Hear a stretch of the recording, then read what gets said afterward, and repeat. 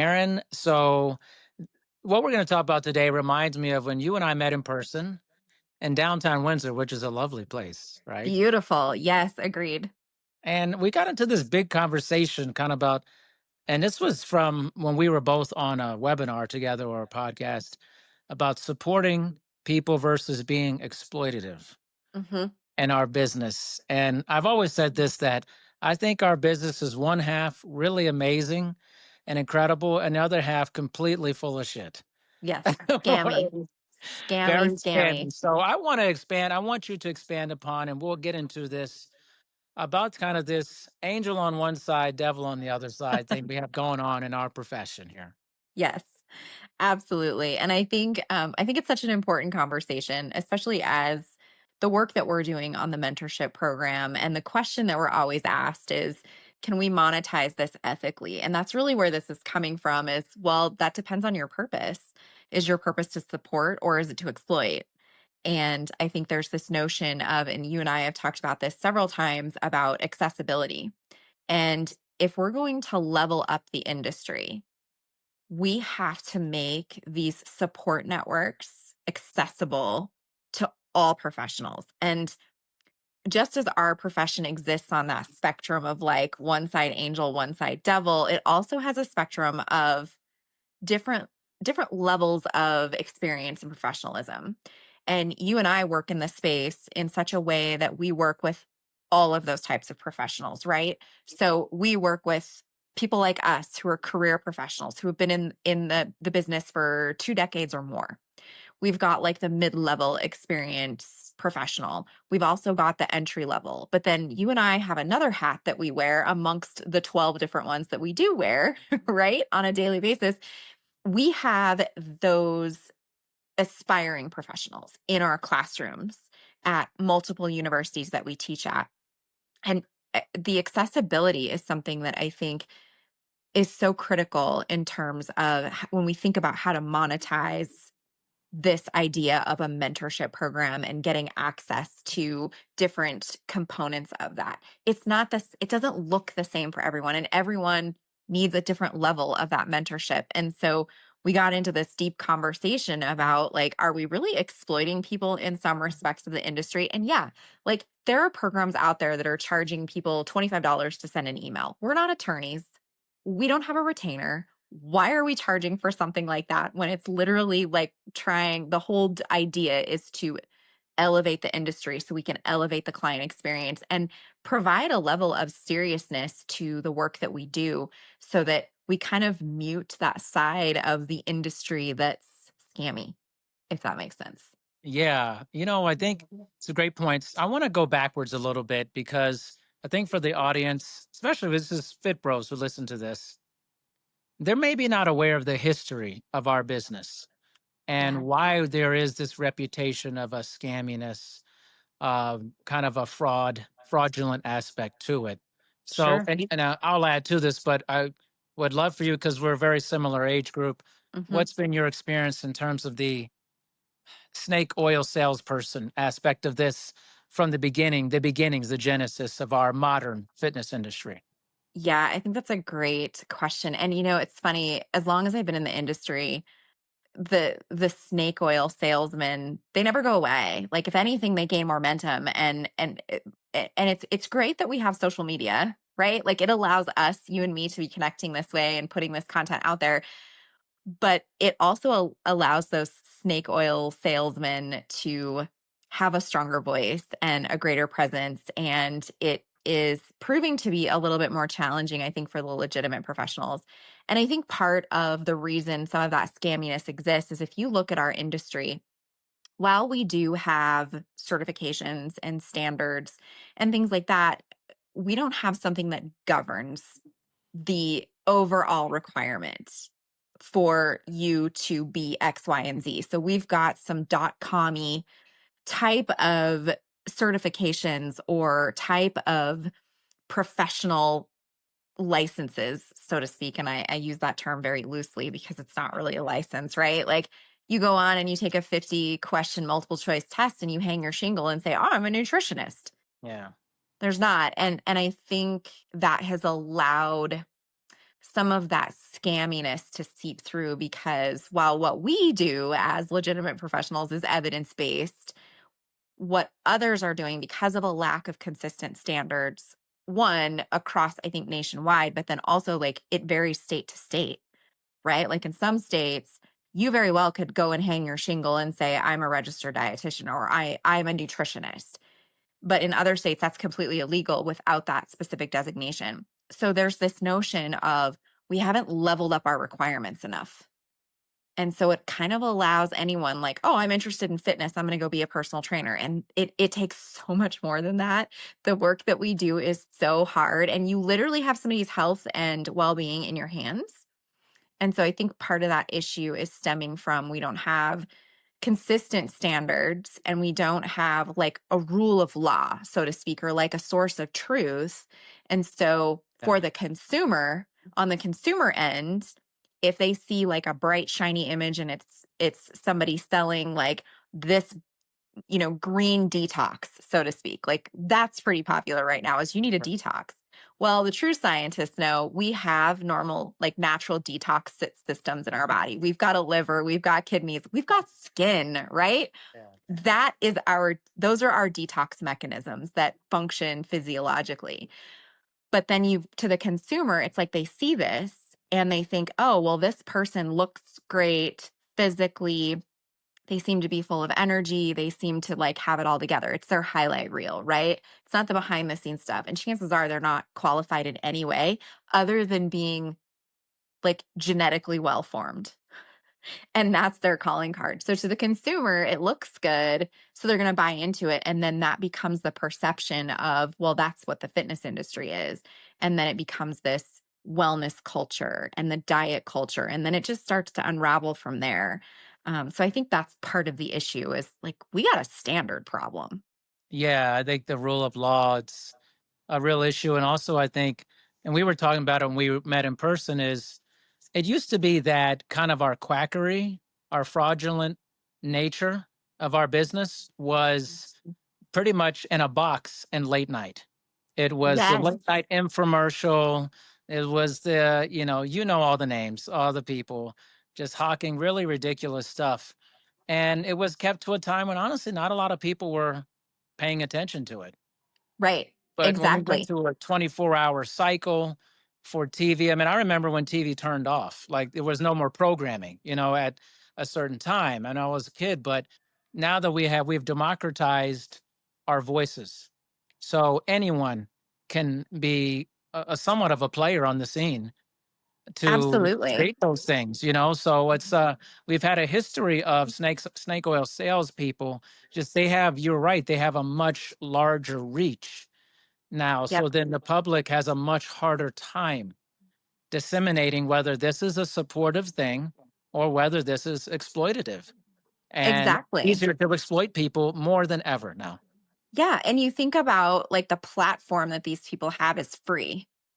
So there's no investment, there's no skin in the game for them to get out there and peddle their garbage and their diarrhea tea and all their expensive stuff, which when we break it down, like that's what it is. You're paying to produce very expensive urine and diarrhea tea. Like that's exactly what this is. It's not doing you any favors. And I'm just going to cut straight to the chase, Yeah. be perfectly transparent about it because again, like if we're talking about exploitation, that is what is going on here. And that platform for them is free. And we've got so many platforms now. We've got, all sorts of things that allow the consumer to absorb this information and have these messages straight in their face.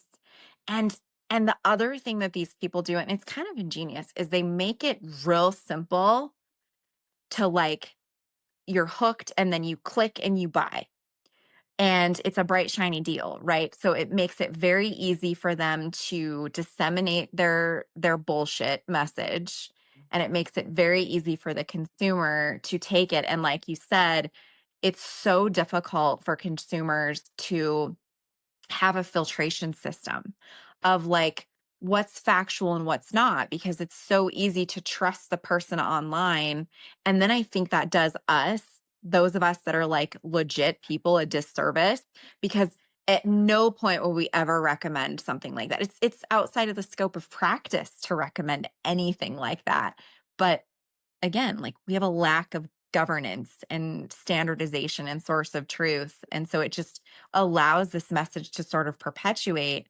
And then we basically have to be the ones that combat that on top of everything else we do that is evidence based. Yeah. And I think the fitness business is particularly insidious because it's such a great playground for bad actors because it prey upon people's just their very personal feelings about their body, how they feel in their bodies, they're wanting to improve, the idea of what beauty is, and all Mhm. these different things, what it means to be a well person. It's literally like the perfect fraud storm, like our business, which is why it's never been this really holistically amazing thing.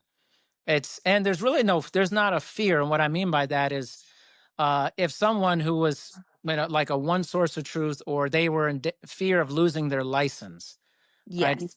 Then you're more hesitant to peddle a bunch of garbage because you're like, I really don't want to lose my license. I need this to practice in this state. And where we have no fear of that, none. In Mm-mm. fact, I have you heard it? I've never heard of a certifying organization stripping a person of their certification because of any horseshit they said online. Have you heard it? I've never heard of this. I've never heard of it. I mean, I have seen like case law where there's been lawsuits filed because the trainer was legitimately like, not necessarily an act of malfeasance, but like negligence more than Yeah. anything, and or not having the appropriate sorts of legally defensible documents in place upon entering into an agreement with somebody that they're training. So I've seen case law like that. But at the same time, like, yeah, we've got certifying agencies that have scopes of practice and that have codes of ethics. And I mean, just a personal example, it was in a completely different city. I was working there as obviously a certified health and fitness professional, and there was another one working at a competing facility, and she was constantly recommending things like this supplement and that supplement. And that's a whole other podcast in Yeah. terms of you talk about lack of standards and a lack of governments and a lack of source of truth. Like it is a absolute shit show you get into the dietary supplement conversation. And she was recommending these things, though she was legitimately certified by an agency that was NCCA accredited. And it's like, but who would know to turn her in is the thing. Like I'm saying is, I can make a report, other people can make a report, but to the extent that it's investigated and to the extent that there is a consequence that's handed down, I've not seen that. And honestly, like clients aren't going to necessarily be the ones to report something like that because why would they know to do that? Like, why would they, if their certified personal trainer is telling them follow this meal plan, also outside of scope of practice, and take this supplement? Why would they think that, oh, that's an odd thing for this person to do because they already have a perception of what that scope of practice is and what is allowable underneath that umbrella? But yeah, there's certified professionals out there that are doing these kind of bullshit things. And it's like, Yeah. at what point does it end? And how do we put in place those guardrails to not just protect the consumer and the client, but to protect those of us that are legitimate professionals who are not doing that? It makes us look bad. Right. And I just think that other professions, they actually there's like, well, I can't lose my license. I'm licensed in this state, or Yes. and that's another thing. We don't have that either. It's just like a No. blanket. You're a trainer in one state, in another state. There's no Yes. application for it. Now I know No. there'll be plenty of people listening to this and see it go, Darian, I'm deeply involved in this legislative action of this. I know about this. It's more of a headache than a net positive for it, but it's more of Yes. just to stimulate the conversation related to we have to cut down on the exploitative nature of our Yeah. business. Yeah. And I honestly don't see it happening. I see us trying to be more professional, which is great. We're trying to Yes. professional, and maybe there will always be a fraudulent element. Of course, there's going to be quackery, but can we somewhat tamp this down? Right. And I'm always trying to think, what are the solutions behind that? But also, I think we need to have better solutions because, like for what you and I are doing with mentorship, I think it's part of the hesitancy. As people don't want For to be sure. scammed, they're used to being scammed. They're used to being told, I can take care of this for you. You know what? I'm going to help you. Your career is going Yep. to skyrocket if you work with me. It's going to be incredible. You're going to make $100,000 a year. I'm going to make you all these empty promises. And it Yes. sounds good when you're struggling and you need to make money, you know? It really does, and I see that a lot is just that the overpromise and then with really no intent to deliver, and it's a very like parasitic sort of relationship that someone enters without them knowing that. It's like they see that bright shiny thing and they see the promise of like the building a scalable business and those types of things. And I think the other piece of the scammy kind of fraudulent nature is like the big buzzwords that are used that sounds sexy, it sounds good, it sounds on point. They're great salesmen. And of course, that's an element to them being successful, but they're successful at really scamming individuals. And I do think you're right that part of the hesitancy is shifting that mindset so that we are creating the idea of value and investment in the minds of those we're trying to help and trying to encourage to capitalize on mentorship or anything else that truly is a help program, not something that's like, hey, give me X amount and then I'll give you a turnkey business. Yeah. No, I'm Um, sorry. This isn't real estate. That doesn't happen. Um, but that's the message though. And I think it is, like you said, it's so easy when you're starting out and you don't have all of the tools and resources and capital. So it's like you see this and you're like, okay, that would help me because you have an idea of the goal that you want to achieve and maybe something that's like this kind of pie in the sky wish list, but then you invest in it but nothing happens. And then of course that leads to losing faith in being in the industry, and which is part of the problem in our industry is people get certified and like 12 to 18 months later when it comes time to recertify they're like, I haven't made anything, so I'm just going to peace out. yeah, So it's a combination of like being scammed, it's a combination of not understanding how to carve a path forward, and it's not for lack of enthusiasm, it's literally like a lack of probably confidence is certainly one piece, but right. then again, there's no clear roadmap and there's scams out there and maybe they were scammed and they're like, "Oh, I'm not doing that again." And then they give up. Most definitely. I was just talking to a colleague at Ames, one of the places I teach, and she's a new instructor in our department. And she's a manager at Vasa Fitness. Oh, yeah. And I think in Greeley. And I said, I bet you have really high turnover for your fitness staff. She's like, oh, it's unbelievable how much Revolving door. just a churn and burn, right? Mhm. And she said, obviously a lot of it is that they get into the business and they don't understand what it actually is. Um, Fair. and Yeah. and they're like, I like the selling part of it, the branding yourself. It's, people have a lot of good hearts. They just want to help people. They love working out. So they think I'm going to give this gift of working out to someone else, which we have to do better with that messaging with people because that's not a good enough reason for doing. This is a full on business you're doing. But I think the other part of it, and I wanted to get into this, and I'm not sure if we talked about this, but it's the investment versus expense conversation. Yes. Yes, we And did. Yep. most of our colleagues in our large business, I think, look at these types of things that we're doing or other programs, they're just an expense. Yes. I don't know what's the return on it. This is just an expense versus just an investment. So I'd love for you to talk a little bit how we can shift that mindset a little bit. Yeah, I think in part it's on the end of having to demonstrate the value of it. The what's in it for me is always the question someone's going to ask because it's asking a lot for someone, particularly if they're starting out or they don't have this sort of like capital that they can just sort of throw around and put here and put there.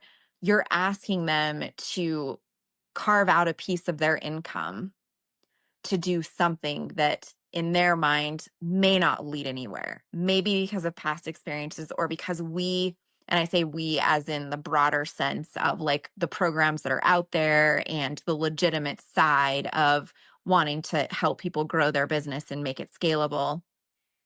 There's that challenge of how do we demonstrate the value add, that if you do this, there's some sort of, return on your investment. And I don't know that we always do that really well.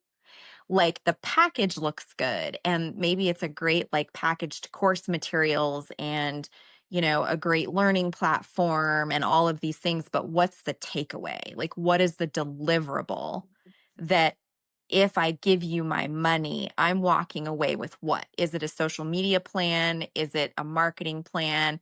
Is it a business plan? Like what is the tool and the deliverable that I'm walking away from if I invest with you versus if I just pay you money and then I get something that is really nothing more than an experience. And not that I think we can discount experience, like Right. that's Yeah. something that is valuable. But when all you get is experience and no return on the investment that leads to a consumable or some sort of thing you can put into practice immediately, that's where the problem I think is what am I walking away with?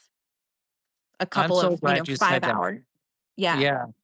I actually think we've done a much better job in our business of educating people. There's no shortage of seminars and things we can, but we're not giving people a career. We're just giving them education. And Mhm. they listen to someone who has a lot of knowledge. Let's say they get Yes. in a talk about GLP-1s or whatever it may be. Mhm. This is great. This is great information, but it still doesn't close the gap for the No. person because people are desperate to make some money to stay in the business. So I think Yes. we've gotten better at that, but we haven't connected like what is it that they can do tomorrow after this? And it may Mhm. not get them, more business immediately, but it feels like a huge step towards that. And Right. that's I And think the missing part of what we do. yeah, I think we do a really good job of describing the what and the why we do this. This is the what, like Yeah. GLP-1s, for example. This is the information, but it's like, okay, well, what do I do with that? Yeah. What are the tools that I'm walking away with that allow me to implement this in my business as a solopreneur? And or even if you work in a gym setting and you're not a solopreneur, how do you apply that information? And I've harped on education because I have 20 years of experience in higher education and we do an awesome job with textbooks and theory and concept and guidelines. So like we know the thing, but it's how to do the thing effectively that becomes a problem. Yeah. And not bridging that gap into sort of that the practical application of all the things that you need to be doing in order to make your business successful. Yeah, 100%. And I think that if we can actually get to that point of giving people something really tangible. This is the problem with our education working in colleges is it's historically a dinosaur, very ancient system that doesn't teach people how to do their jobs unless they're in the major healthcare jobs, Sure. where they're going in to Sure. be an anesthesiologist, or maybe, they're going to be a radiologist or something, doctor, like, okay, there's a pathway, residency, all that. They're learning. You very Yes. rarely learn how to do your job and then learn how to be a good business person in that job. Yes. We're failing Yes. miserably in colleges with that, miserably. Mhm. Yeah, and I find too in certification programs there's like a piece of the businessy sort of like what's an S corp, Yeah. what's an LLC, what's that. But in terms of really being able to help people differentiate between what it means to, you know, be a business owner versus an employee. And as a business owner, that can take the shape of like it's just you. It could be you and a partner. It could be you and some employees. And then what does that look like? Like your business model changes. And if growth is in your mind, naturally that's going to evolve. But there's really no specific steps of like, this is how you effectively run a business. Yeah. And how, and I always tell my students, like, there are aspects when you get into the industry that is working in the business. So like that's your time with your clients, that's writing the programs, that's coaching them, that's those things that you do on the floor, so to speak. But then there's working on the business. And that is an administrative aspect that somebody has to carve out time for in order to like build the website and plan the marketing and what's your strategy and budgeting and forgetting to pay yourself Yeah. a salary. Like there are those things that aren't a natural set of skills that I think everyone possesses. It's something that can be very learned, but we have to be intentional about integrating them into certification programs and curriculum. And it has to be, I think, forefront when we're training people to stay and be in this industry and in this space is what does that look like? Because you're leaving a lot of money on the table if you don't have those skills. And then not to mention the like government tax issues you can find yourself Yeah. ensnared in if you don't know like, oh, I guess I do have to refile my LLC and I have to like report my income and I have to report my losses and all those things. It can be very all consuming for an individual that doesn't have that business administration or, practical business application. And I think you're correct in that, like, we don't do a good job of No. emphasizing that has to be a component. Like sales has to be a component because how are you going to get the clients if you can't make sale? How do you convert? Yeah. It makes no You sense to know? be like enjoy working out, like and want to work with people. To me, it's like you have to, and this is where I think both Yeah. are the collegiate education system for, in particular, just we're talking about personal trainers, group X instructors, kind of your ground level, everyday working fitness pro is both Mm-hmm. helpful and exploitative. Exploitative to me in the fact that we're getting people in to take these programs and we're not giving them everything they actually need for that. So we're taking their money, whatever, the financial aid and all this stuff, but we're not actually preparing them for that. A lot of Yes. what I do with my students is my own philosophy from my experience and say, I'm adding this in the curriculum because if you don't have this, you're not going to actually know what to do. It's Yes. wonderful to understand the electron transport system, acute and chronic adaptation. I used to like literally know the Krebs cycle forward and Inside backwards. and Like it out. was like, man, I would know the sarcoplasmic reticulum, acetylcholine. I can still I'm pumping it out now, right? It's like that Right. never makes you a great trainer. It just never makes you a great fitness No, professional. The clients have it no clue. None. You they should don't. be a business minor and you're in college. Or you should have maybe an MBA or something to go along with it. You need a lot of business acumen to You be in this do. business. And so we're exploiting people You by do. not giving that. You need counseling skills, major counseling skills Oh, to our interpersonal yes. communication. I can't tell. I used to run a personal training school in Kansas. And I remember when some students would come in and I just knew they weren't going to be good at it. Just straight up transparency. I'm just like, you're too quiet. You don't have a more open personality. You got to connect with people. Like if you're going to be like this, you're never going to make it in this industry. Like, and also we need to be honest with people when they're entering of whether this is actually something they should be doing or they should not be doing. Right. Completely agree. Like your clients don't give a shit that the mitochondria is the powerhouse of the cell. Oh, no. They really don't. And actually, that doesn't Ribosome. affect your training. Like Yeah, that doesn't like exactly. you don't write a program based on like the mitochondria. Like it's great And and it's awesome and it's a organelles. great I mean, come yeah. on. I love a good organelle just like the next scientist, but at the same time, like that's not the stuff, right? Yeah. That's not the gold. And we are not considering the huge amount of effort that goes into running a business and just the practical application piece. And um one of the things I did in my curriculum, like you, I just base it on my philosophy and like the stumbles that I've made in my own career. And I put in an internship and I put in like a 5-phase project for them that literally was like from point A to point B, you are taking a person through what it would be like to intake a client, Yep. including the discovery call, the interview, the finding out like what's your client's why, the administrative paperwork piece, the whole like contracting and liability and da da da and all the things. And then it's literally like an assessment piece. And then it is putting together a program and it's revising that program. And then it's supervising exercise sessions with clients so that they do all that under my supervision before they get into the industry, because that's also a stumbling block, is like not enough time spent on the application piece, but then you throw the business stuff on top of it.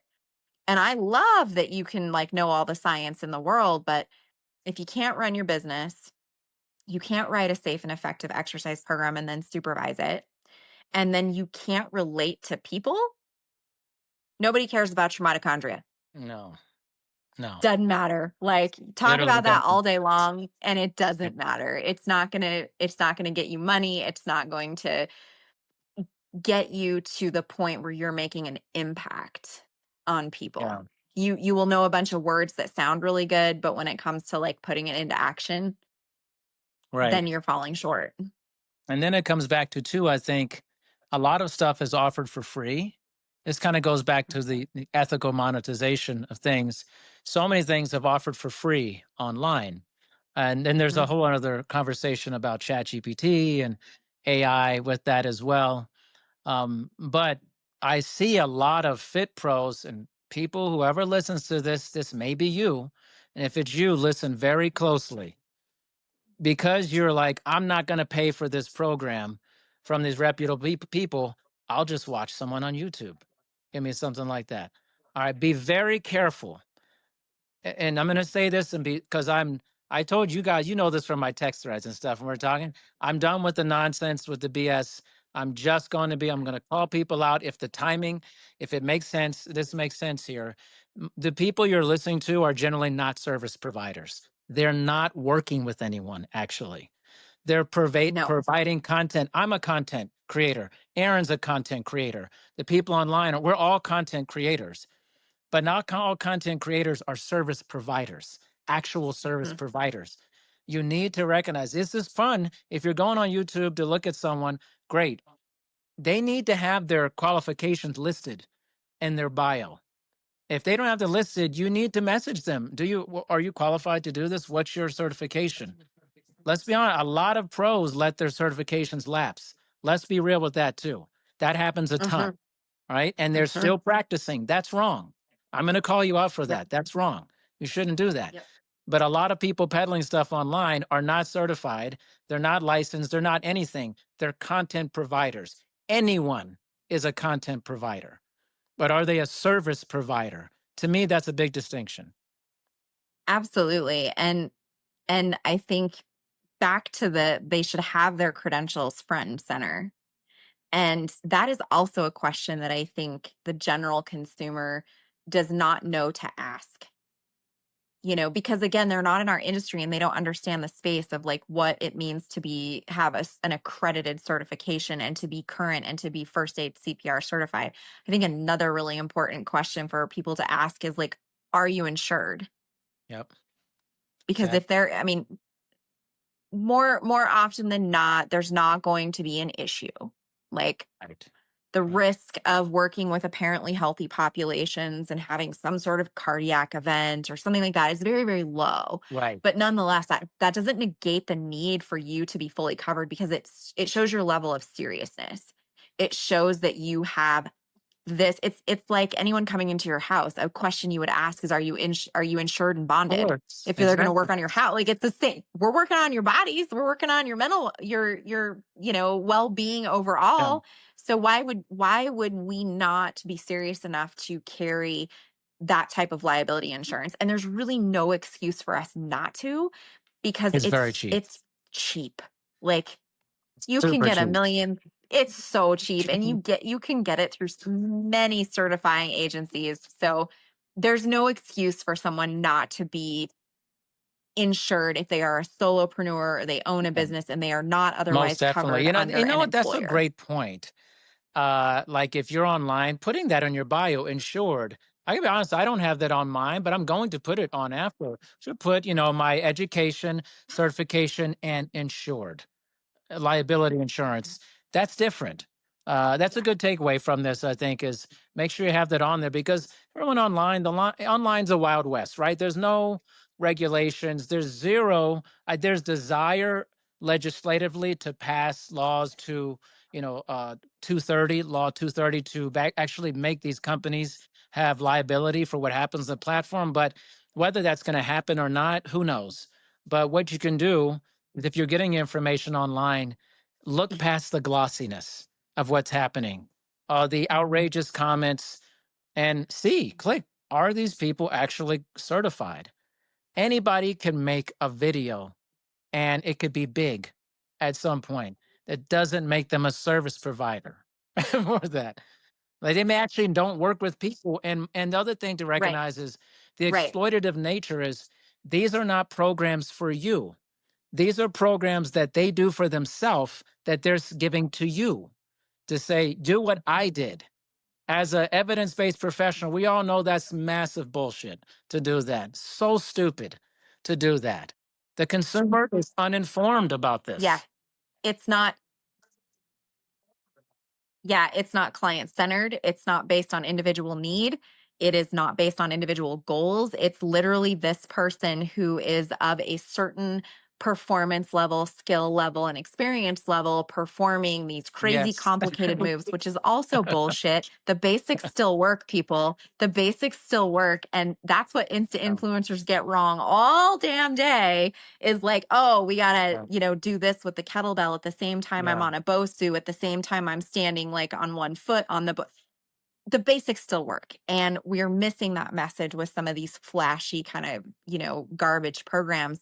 But it creates this idea in the consumer's mind that, oh, so if I do exactly that, Yeah. I will then get those results. Yes. And that is a massive farce. That is not true. It's the same thing if I take two clients, they're the same age, they're the same sex, they're of the same skill level and ability and experience level, and I give them the exact same Of program, course. they will not respond the same way. But that's because that's an evidence-based statement, not a like, oh, well, it would work for everyone. If anything in our industry, there's this notion of nuance. And I think that's what these influencers and these idiot, people online that just, like you said, are just creating content, but they're not practicing. Yeah. They get that wrong. They don't understand that the many beautiful shades of gray that exist when you are working with clients as a service provider. It's just literally like, do this 20-minute booty burn, and then you too can enjoy your Well, mashed I think the potatoes other at thing too, Aaron, Thanksgiving. is, and this is a hit against our What? profession. I love a lot of things about our profession, but I also think it's one of these principles too that the further you get away from the practitioner, you start rising from being a practitioner to whether you're a fitness director, a general manager, just a content creator, you start losing what it's actually like to work with people. That's why in my career, I've never stopped training. I've always trained a lot Yes. because I've never wanted to lose my edge because I've always seen professionals who were, their Mhm. goal was to not be a personal trainer anymore or a group X. Their goal is to become in management. And then they never train anybody again, or they never work with the consumer, actually work with them. You know what? They're content providers too. Mhm. They're no longer service providers.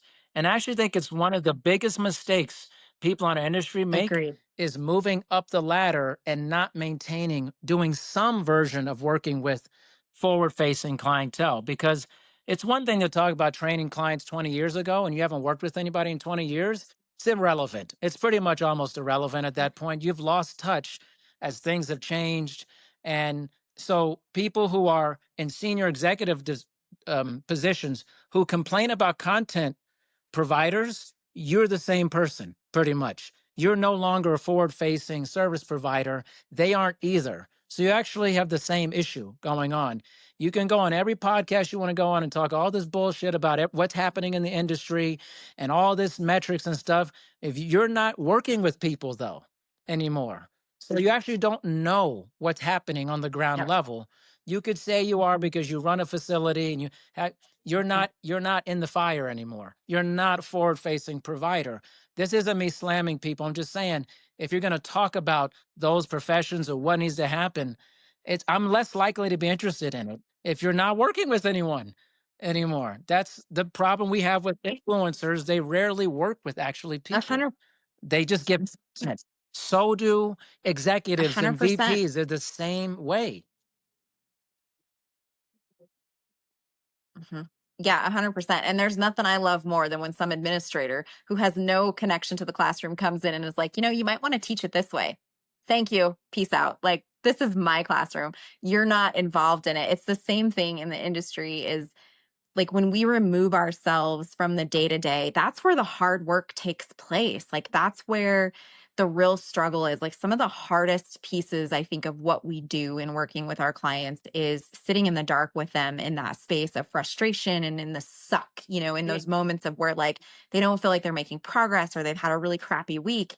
Like that's where those connections are made. And that's where I think you grow the most in your skill set is when you are working with those people because people are honestly pretty unpredictable. They're a mixed bag of all sorts of things. They're complex stories that come to us with all sorts of experiences and the nuances that they possess.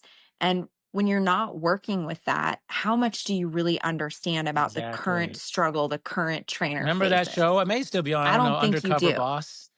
And they would take the CEO of the company would actually work the Yes, fry line or something, and and they realize, wow, there's a lot happening here. mhm, I just hard. I don't really know what's going this is on. hard. Yeah, that's what happens.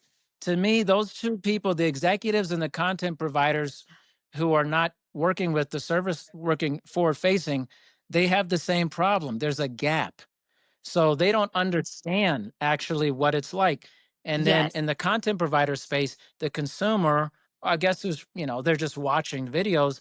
They don't understand. They're massively uninformed and they don't understand whether this person's certified or they're actually working with people. And their goal may actually not to work with people. Their goal is to create Mhm. content to monetize and to get brand deals to make money, not to help you. Listen, I hate to say this, but if your No. videos are about getting the biggest ass possible and growing your glutes, it's probably not to help other people. It's so that you are a symbol to create outrageousness and get clicks and views. You're working on your body. Your body. It's not for other people. It's your body, and then other people Yeah. click and subscribe, then you make money off it. That's what it is. Like, Right. Yeah. I think I think that's such a fair and valid point is we can't exactly. ignore the entertainment value that some of these people are bringing. Like we got people that show up as the most yassified version of themselves and it's click worthy because of that image. It's not click worthy because of the value. It's Right. click worthy because they're scantily clad and they're all done up like I don't know about any other, person, but I don't show up to a Yeah. workout in full on makeup and my hair's curled.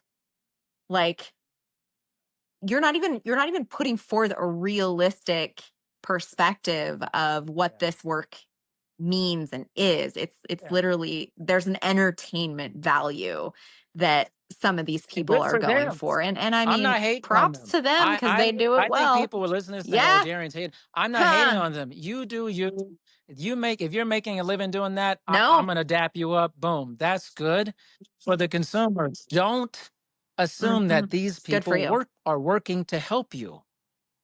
They're working to help their brand and to get brand Yes. deals and to get free clothing Mhm. and to get drinks to sell and to increase their subscribership. Doesn't make them bad people. I don't think that. I just think they're monetizing something. But on the No. other side, they're not working to help you individually. It's just what they're doing. What I ate in a day is literally just what they ate in a day. It has nothing to do with you. Aaron. God, I hate that.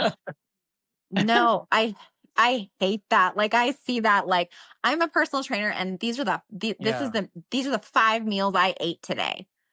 First of all, you're making a massive assumption that that right. fits the macros that every other person that's watching your content needs, that is something they enjoy. Yeah. I mean, let's like eating should be joyful. Like it's the center of celebration, it's the center of holidays, it's all this stuff. So you're making a lot of assumptions on your end when you put out content like that and sending the message that, well, if you eat this, then this is going to happen. Like they're trying to make this direct cause and effect, and you can't. That's Exactly. not It's just evidence someone's based meals for the day. That's literally all it at is. all, Anybody could do it. Yeah, I don't know. It's and nobody God. cares. Like I don't give a You shit got if you put overnight kale oats. in So your what? smoothie. Like I'm like, props to you. That's great. It's a great source of. How is that helping them? It's not. right. It's helping you, and it's showboating in some ways as well. If there's not like, what's the mission behind it? Is the other thing I think Yeah. that And again, you need to good be for them. honest It's about. great. You've done something, but it's a Yeah, cautionary tale that if you're looking to get guidance, you should be very specific about what you're looking for because, and I'm not even saying these folks are exploiting other sure. people. They're just trying to make their money. They're just trying to make money, get famous, whatever. That's their thing. Yeah. But it could feel exploitative Yeah. if you're falling into this trap yourself. You're like almost self-exploiting yourself, being like, "Oh, this person's so popular. Look at their body. Oh my gosh, it's like and so this is Yeah. my ding against the consumer. Be smarter. Think Mhm. before you do stuff. Ask Mhm. questions. Stop being Ask such a questions. sheep. Stop Mhm. following everything you see. Like, have some discernment. Discernment is a lost quality in our society. Mhm. Sit, pause, Yeah. think, think. Like, sit with this Sit. idea. Sit with it. Yeah, Engage the brain. Yeah. Yeah, that's the thing is like the detox that we really need. I think it's yeah, probably like an information cleanse, a social media cleanse, because yeah, we get information all day long. The degree to which it is valuable, evidence-based, informed, well yeah, researched yeah, varies widely on a spectrum. Sometimes they're just taking creative liberties with some research. They're cherry picking and putting out pieces of information that ultimately, if you look at it in the broader context, right, is really misrepresented. And that's another like bitch and complaint that I have about some of this is like the misrepresentation of right, what is really good science, and putting it out there. And then people, it sounds good because there's a way that people can package it to make it sound like, oh, so many right, studies said that drinking this gets us this. It's like overinflating the value of right. like apple cider vinegar. Please do not go home and drink a bunch of that. You're going to have issues. Yeah. Okay. It's It's going gonna to tear tear you you up. up. I assure you of that. So it's like, it's oh, just I do not want to be in that household Kicks in. when that effect kicks in. Yeah, But yeah, it's like taking creative liberties with something that I think is twofold. It's that's an exploitation of the science, and it's also an exploitation yeah, of like what you're trying to deliver to the consumer. It's not fair. You're preying on their lack of experience with the same right. set of Most definitely. information or the So same data points. let's wrap this up in a nice package here and a truth package here, a good source of information, truth package here. And how do we what are some I love solutions it. to this kind of quandary that we have here? What can some takeaway solutions that you think we can provide to the audience about this? I think first, and you hit it really well, is like the discernment factor, like asking, let your before acting, like let that decision pass through a couple of gates in your mind, like asking more questions. Just because it's in front of you doesn't mean there's value for you. So being able to ask those questions, I think, is a lost skill set because all we're given all day long is just information, information, information. And it sounds good. But again, like just because you're seeing it doesn't mean it has value for you. So being able to ask those questions. And I think on the professional end of things, making sure that you always have like what we noted, putting insured in your bio and making sure that you've got your certifications and telling consumers you can actually go and check if it's valid. You can verify the credentials. So if somebody says I'm X certified, you have the ability to check that. And I don't know that consumers know that.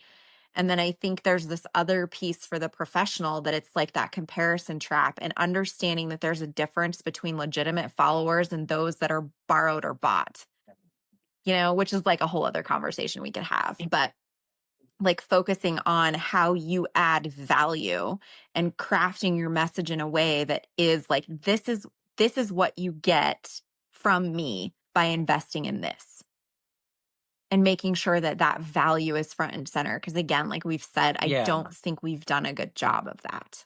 We've talked about like the product Yeah, I they're think buying, so. but And not the and adding to results. that, for our fitness professionals, when you're thinking about investing into yourself, because as a professional, you should be investing into your growth as a professional. Too many young fitness professionals I talk to, they haven't heard of a conference, they don't know about it, they don't know about any continuing education to get the bare minimum education to keep their certification afloat. And as I said, sometimes they just let it lapse. Terrible. But this is an investment, not an expense. Yes. Discern what is the right pathway to grow yourself, and then even if money's tight, listen. I can sympathize with this. 22 years ago, I was pretty broke, straight up. I didn't have much. I was going through my Yep. doctorate. When you're going through education, you don't have much, especially you're in school, right? But I spent money on things that really helped me grow, and I invested my time, including my education. You can't have this scarcity. I mean, you can't have client. Same. You can't want all these clients to pay you money for your services, and then you don't want to invest in yourself, regardless of your income. Because listen, I know you're paying for Mm. something. Starbucks, you're going to Raising Cane's, McDonald's, shopping. Where are you going? Amazon. You're paying for something because you know what? You can't get a lot. You can't get away on this planet for $150 a day for something going on. Especially if you live in a city, you're spending money. No. So I never. I always call bullshit Oh, on the money thing because I think people spending money all the time. What's important? What's important to daily. you? Could you cut Yeah. back on your Starbucks addiction Right. on a regular basis? Could you cut back on how many clothes you're buying all the Mhm. time? I bet you could afford it. Don't give me that reason. Tell me Mhm. what is actually important and make it an investment. Smart investors get great return on their investment over time. No one hits, you're not, this isn't a lottery. You're not going to hit the lottery like, oh my God, I did this mentorship program, Darian, Aaron, Debbie's mentorship program, and I'm making $10,000 a month. That's ridiculous. That's not going to happen. Okay. That's not going to happen. You're going to Yes, be it's dinking and that's dunking insane. along. Yeah. You're going to throw some screen passes, No. couple wheel routes, and you hit a touchdown at some point. It's like, it is what it is.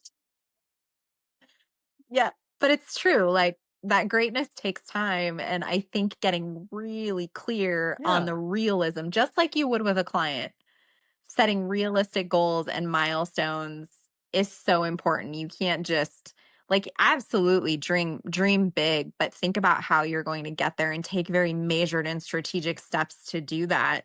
Because yeah, like you said, like there are two things happening right now. One, it is too expensive like every single day. Like why is it so Right. Right. expensive? And also why is it so Exactly. hot? So there are two things that are Expensive and circling hot. around in my head right now. That's not, it's like, what?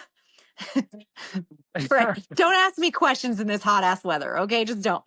Um, so yeah, getting very clear on like where your monies are going right now and how can you maybe restructure that in a way that allows you to invest in something more that's going to give you a return Eventually. eventually. Like it's Yeah, like you said, like it's eventually not an is the overnight word sensation. for that. And you Hmm. got to spend something. You're going to spend it, whether it's on your Yes. certification, your formalized education, something you got. Listen, I'm talking to you guys right now. I like to hang out. If you just decrease your hanging out clubbing one time a month, like and the $200 you spent going to drink and hang out, I love to hang out too. There you Y- go. There's one program. Just give up one thing and then start another thing and then come back to partying the next week. Like if Yeah. we just sat down, we created a budget, I bet you could afford something really good for you, but have discernment, find the right thing. I know you're Abs- spending money. I know you are. Like, I'm like, come oh, on, every day. minimalist. Like, yeah, There's no it's you minimalist can't get hardly. Come on, away there's with. like a few people. Yeah. Like real life. Like, Yeah, exactly. A handful. so I just think it's real. It's like, and I think on our end, we need to provide So programs true. and wrapping this up that aren't wasting people's money and wasting their time. We do a great job of wasting people's money and waste. I put in that post on Yes. LinkedIn the other day. I'm like, our program is not interested in wasting your time or money. We're not at nonsense. Yeah, we don't deal with Or nonsense. ours. We don't deal with wasting your time and money. So we need to be upfront No. about that. What's the value? And hey, we're not trying to waste your time or your money, two extremely important things for a lot of people. Yeah, I see. This Exactly. is the magic here. Exactly. This is all the magic. You got me fired up.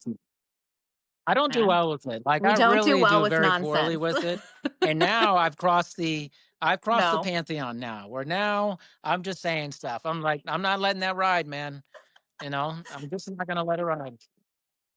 No, I'm that like, I'm I'm gonna be sorry. nice I'm here, gonna have but to that's call you on complete it. BS, Yeah, man. but I'm like, come on. honestly, yeah, and we need to unpack that. And I'm gonna tell Exactly. you I'm exactly gonna why be that's nice. I'm gonna bullshit. smile, but like, I'm not gonna let that go. You know what I mean? Come on. Don't tell me that. Yeah. Yeah. No, no, Not you gonna don't get let to that do be a that to drive me. by. No, exactly. Aaron, thank you so much for your No. time. And just always, Ah, you're a thank great you. friend and colleague. And this is always fun. So I look forward to getting this out here. Same. Yeah.